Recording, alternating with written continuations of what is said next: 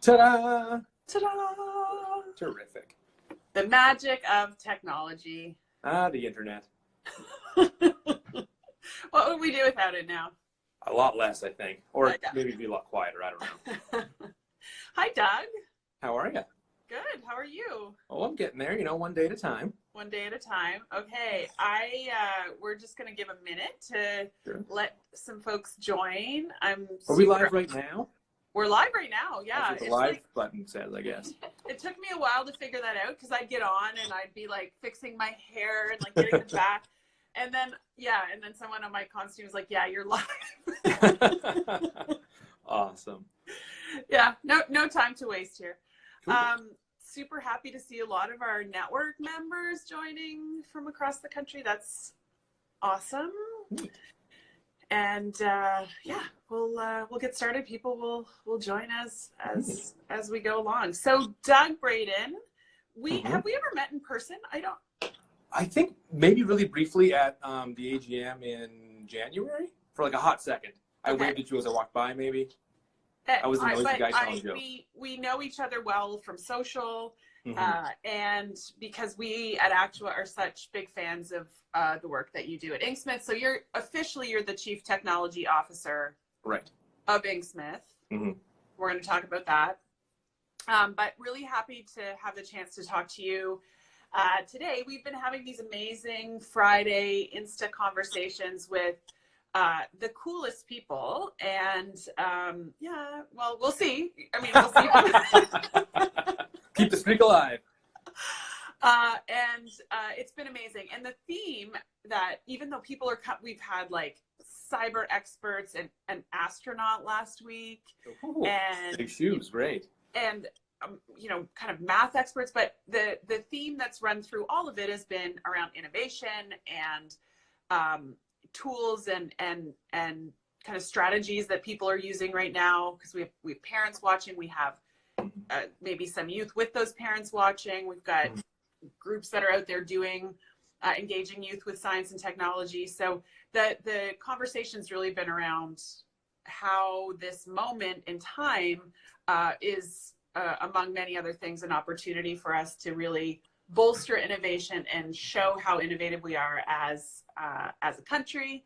Mm-hmm. So I hope that's where I know that's where our conversation is going to go. So start off. That's all I talk about. Yeah.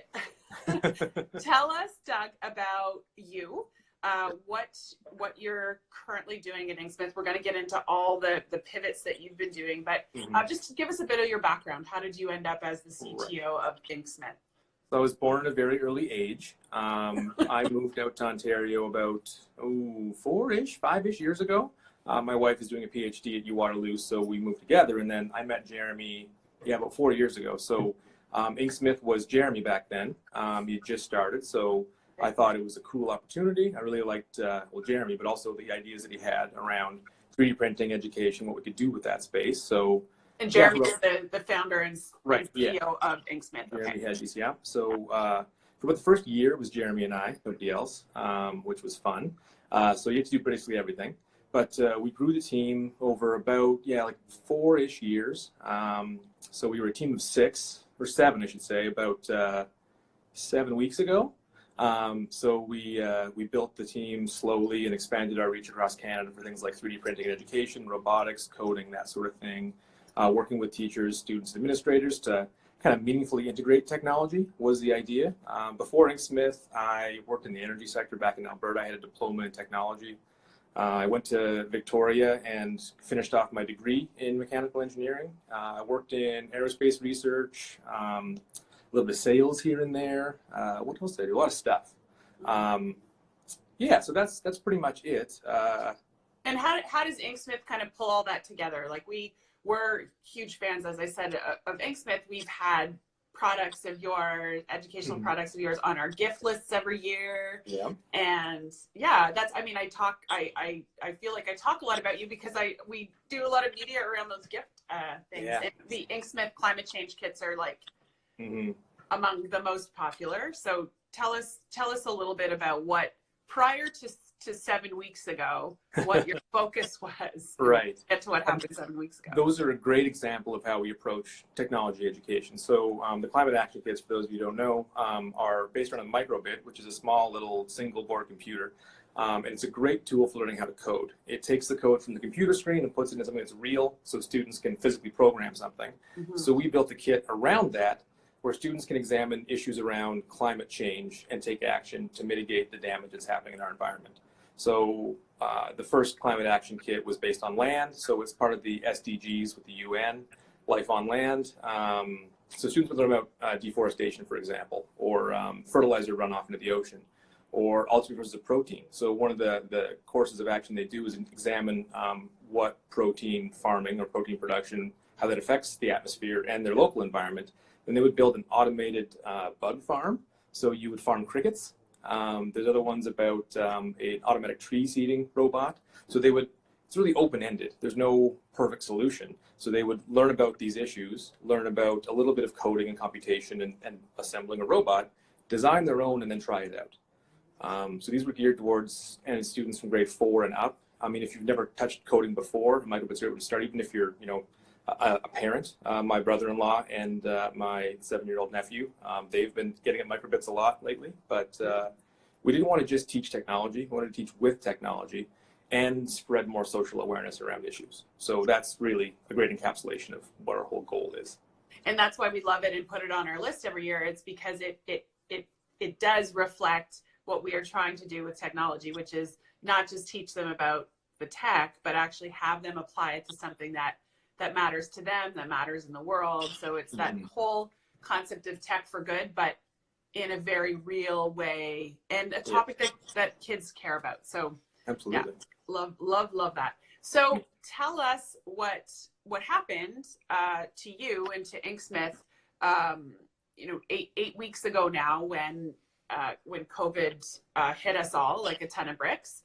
And forced everyone to kind of relook at the way that we're doing work. But you had a very, I think, it's an incredible story. Many people may have heard of it, but tell us what happened. Right. So we're big advocates of design thinking in all of the educational products that we make and the things that we teach. So that really came into play.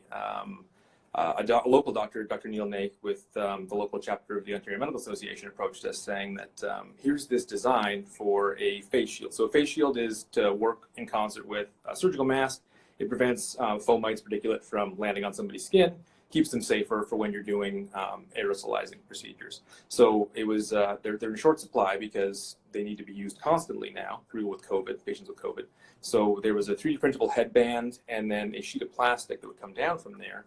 So the region had an immediate shortage of 10,000, as in they needed 10,000 to get through the week, essentially. So we got down to business on finding a way to make that plastic sheet. All of our 3D printers got into action printing things, but it would take about an hour and 10 minutes, hour and 20 minutes to print one of these things. So we got in touch with all of our network of educators, industry contacts, that sort of thing. I actually have an example of it right here. So okay, perfect. Here's the original, based on the Prusa design. So we print the blue plastic lower and upper pieces here, and then we were laser cutting the plastic sheet to go onto here. So I'm going to muffle myself, but it's worn on the head like so, with a mask in concert with that. So we had all of the tools already for the education products with the 3D printers, the laser cutters, and the know-how to get started on that. So thanks, Jess. So we started out with those, and that's still going today with the Community Shield project. So there is a Quartz lab here in Kitchener, is a makerspace. So they're taking in all the donations that still come in. We've done thousands of these community shields, but thousands wasn't going to make the tens of thousands and hundreds of thousands that are needed in Canada. So Doug, can I interrupt and ask you, sure. When that doctor came to you and said, like, hey, I have a shortage, was he actually, it was a man, right? Yeah. Okay. He said, like, could you help me? Or was he just kind of being like, we have a shortage and this is really awful? Did he come specifically with in his mind that you could help him? That was the idea, yeah. I think he'd seen someone had spoken to someone who knew us, and it was kind of a telephone game. So he just showed up one day and said, hey, could you do this? So it was Friday afternoon. And on Saturday, we were on, I think, prototype 7. And then by Monday, we had the first laser cuttable design. So I have V2 here. So this now is all laser cuttable. We use an elastic band that's sanitizable. You have the shield, the Canadian shield, and then the headband piece that goes onto here. So this was a few iterations of work, but and none of that's 3D printed. None of it, no. So 3D printing is a fantastic tool. Like, for example, one of our teachers in York, in his design tech class in grade 9, a student with cerebral palsy who had really limited mobility, had a walker, but he always wanted to get into tech design, but there was no chance that he was going to be able to use the table router or the saw or any of that sort of stuff. So he designed, in a web-based solid modeling program, a water bottle holder for his walker, and then 3D printed it. And like, this is a tool that he saw a need for himself, understood it. I could always talk about it, but he couldn't have done that any other way. So 3D printing is a really cool tool to enable those who either are too young, too experienced, or too unable to build these things. And that's one of the big focuses that we have from that. So back to our ridiculous pivot, we knew that 3D printing, as cool of a tool for one-offs and prototypes as it is not a scalable thing for the hundreds of thousands of shields that people needed. Early in the process, when we were moving to the laser cuttable and then die cuttable design, Ontario Trillium Health approached us saying that one of their orders had fallen through for 1 million shields from China, which is gone. So they needed 350,000 shields from us. So we could do that, sure. With 6 employees. We were at about 12 at this point, I think. 12. But 12 people, divide by whatever, add the 6. It was going to be impossible to 3D print or to laser cut. So we that was maybe a week in, I think. So we brought a bunch of machines in. So die cutters are basically a big pneumatic hydraulic press with basically a cookie cutter, a really fancy cookie cutter, that would cut out the outline of one of these. So we had a 4-part design, a bunch of cookie cutters, ran 3 shifts around the clock, and started making tens of thousands a day.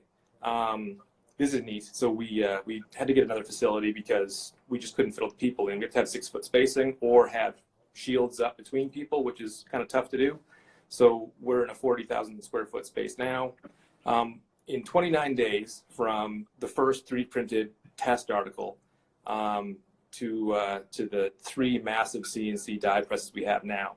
In 29 days, we went from nothing to a 10 million shield order from the federal government. So I think, and I'm pretty sure, we're the largest manufacturer of face shields in North America now, which is kind of neat. Maybe South America too, I don't know. But yeah, it's been, what day is it? We're not 2 months in yet. And our capacity is now at 230,000 a day, I think. Holy smokes. So you're going to like kill that 10 million order. Yeah. Quicker than, because it was supposed to be by the summer, right? So end of July is the plan, but we're going to be a little faster than that, I think. That's incredible. And so like how did you, just talk a little bit about, you had 7 or 8 employees, up to 12, but then how in 29 days did you move that to a point where you're making 200,000 shields a day? Yeah, I can't. How many employees do you have now? A little north of 230, I think. And we have something like 8,000 job applications in the queue through the website, which is just nuts to think about.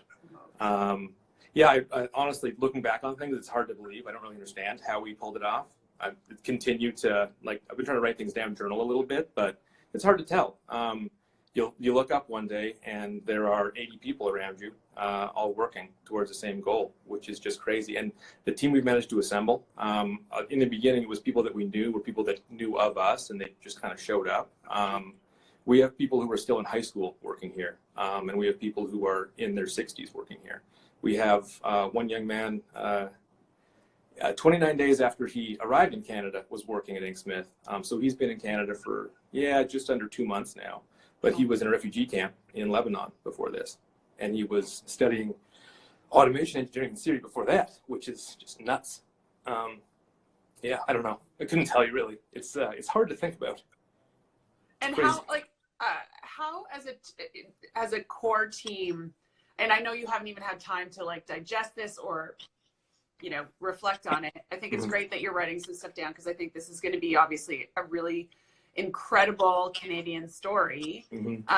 But, you know, your InkSmith was in the business of promoting innovation capacity, right? Like, yes, it was around, you know, using 3D printers and using other technology tools to get kids thinking about new and better solutions to longstanding problems, societal problems. So how, I mean, to me, the story is the embodiment of innovation. How did you think about innovation before, and how has this changed it? How were you defining it before, and you know, how is it being lived today? Right. I think it's kind of a cliche, but falling in love with the problem and really understanding what that problem is. I mean, there's a lot of things in education that access to technology, for example, equitable access and not even provision, but inclusion in technology. Yes. So it's my father-in-law ran an IT firm for about 35 years, and his two daughters, one is a medical doctor and one is getting her PhD in physics. So he was an early advocate of women in technology, and he doesn't pretend to understand why there are so few women in some fields. He looked at the end of the pipeline. He knew that women are just as capable as men, but didn't understand what the process is there. And he wasn't going to try and solve that problem. He was going to try and get more women involved in his company and increase demand, and maybe that would do it. But we worked really, really hard, that is an example, to get more women into STEM by designing Kate, our robot, to be implicitly focused to get more women and girls involved in coding and programming. So we knew that there was a problem there, and we were going to keep trying different solutions to solve the problem. We weren't trying to fall in love with the solution or like think of the perfect solution. We kept going back to that problem and focusing on the problem, trying something, focus on the problem again, and keep iterating on that. So this is really, you know, just us walking the walk for the things that we've talked about and taught about for the last 4 years. I mean, it seems like the previous 4 years were practice for the last 2 months.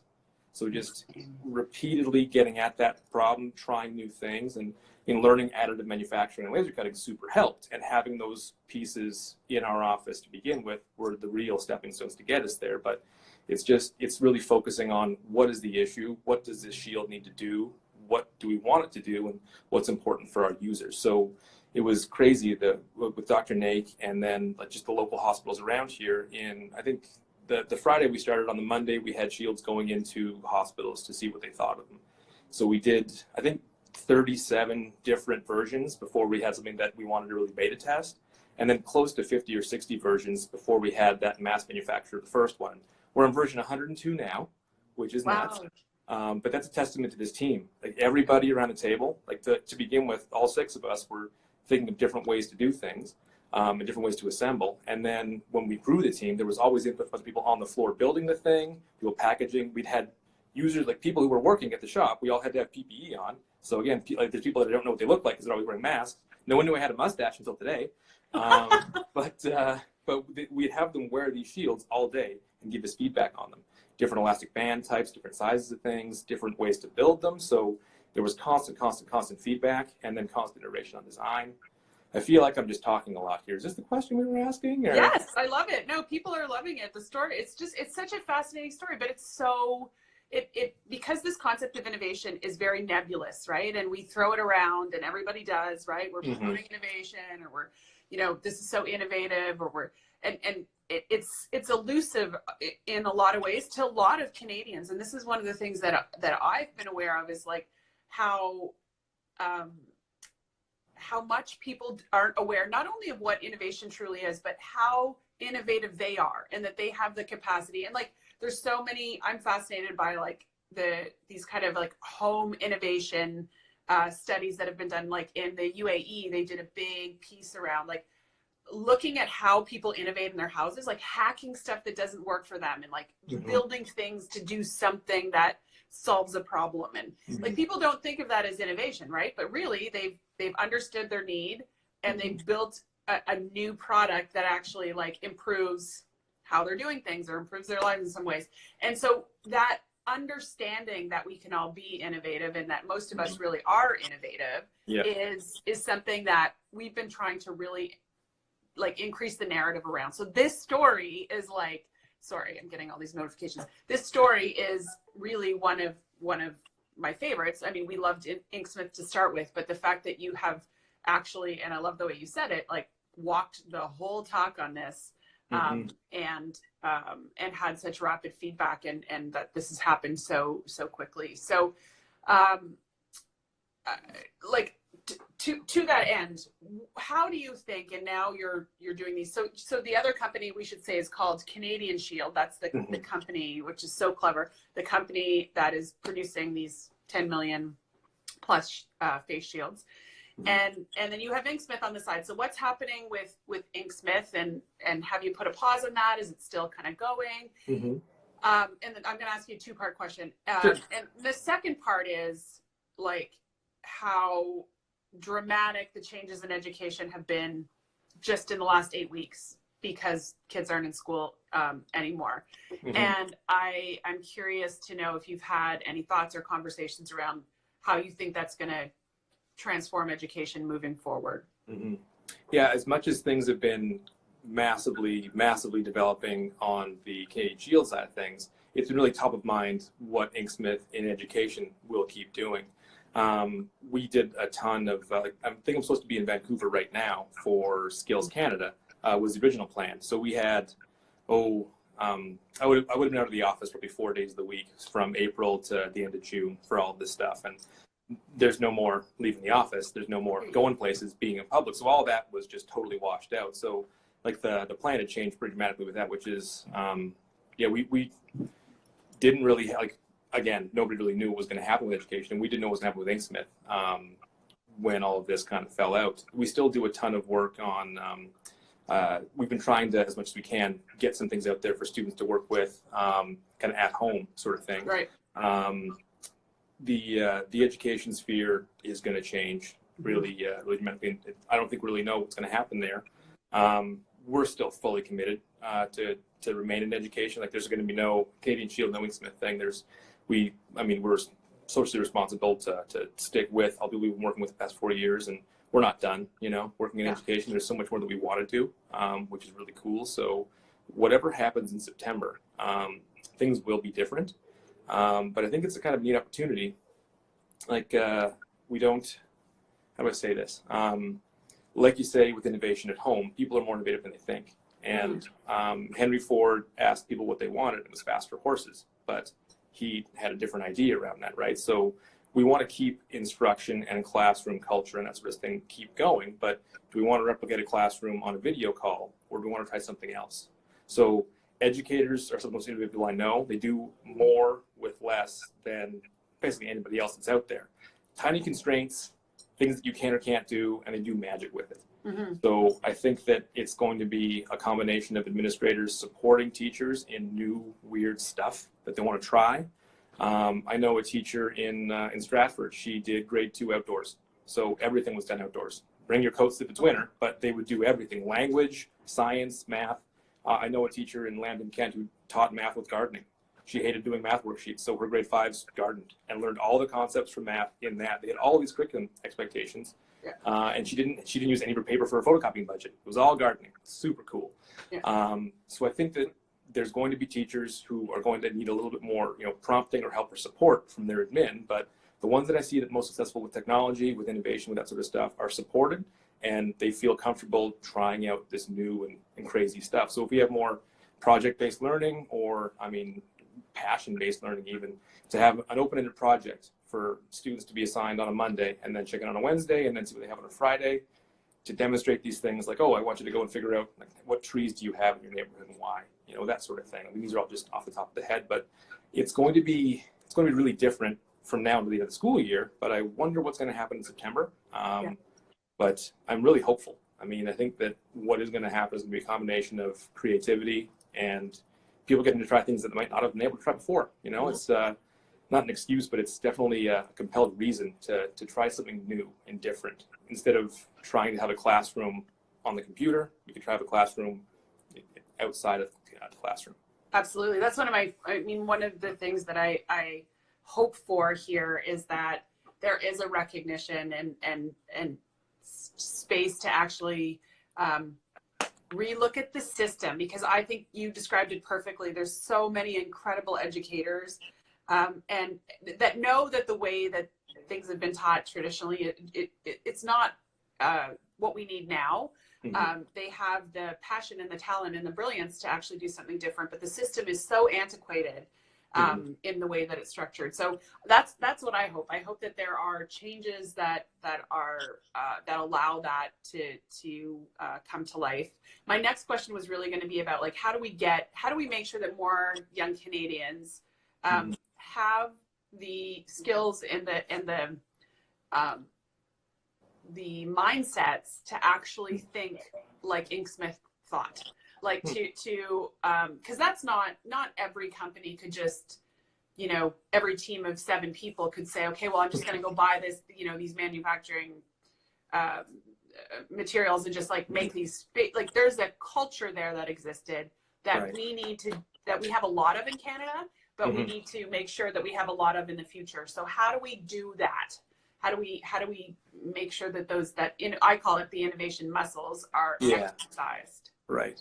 I think we were really fortunate in that we are where we are. I mean, KW has University of Waterloo, but there's also the Google offices, and there's Communitech, and they were a massive supporter of what we were doing. So it's really a community of people who are like-minded, and like we wouldn't be here now if it wasn't for the help of the community. So it's people understanding and valuing what you just said, being able to be nimble with that, and then like us, having that support and executing. I didn't plan, my career when I was in high school that I would be in a place like this. This is super, super cool. And being able to just use critical thinking and problem solving, like those are my jam.